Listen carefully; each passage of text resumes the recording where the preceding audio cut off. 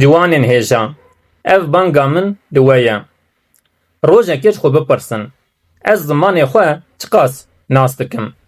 Belkî hûn zimanên din dizanin, belkî hûn bi îngilîzî, tirkî, erebî an bi zimanekî din baş diaxivin.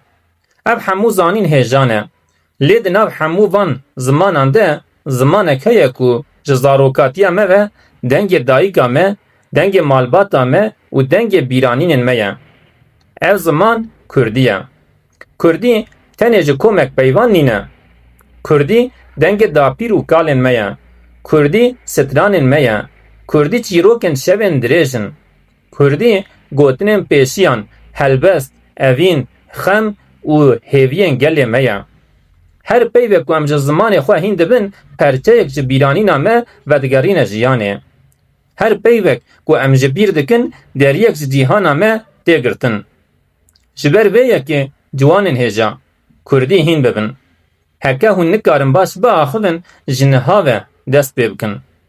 Heke hûn dizanin lê nivîsandinê nizanin, nivîsandinê hîn bibin. Heke hûn dixwazin rêzimanê vî zimanê baştir nas bikin, bixwînin. Pirtûkên Kurdî bixwînin, helbestên Kurdî bixwînin, çîrokên Kurdî guhdar bikin. Bi hevalên xwe re bi Kurdî biaxivin. Ne hewce ku hûn ji roja yekem de Kurdiyeke bêkê masî biaxivin. Girîngî ew e ku hûn dest pê bikin. Ji ber ku ziman bi gotinên mezin nayê parastin. Ziman bi karanînê tê parastin.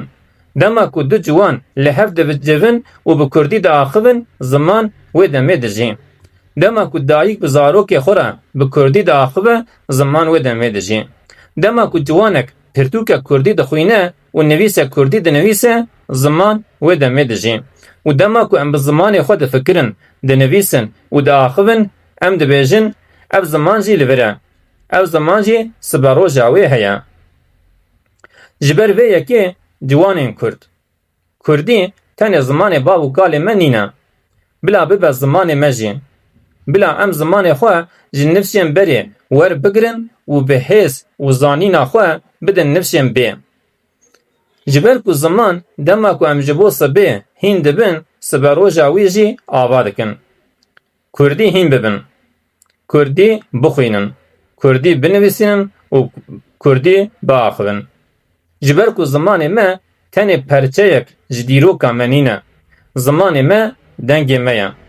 Zimanê me dengê me ye û dengê ku em biparêzin, sibe rojê jî dê bi dengê me biaxive.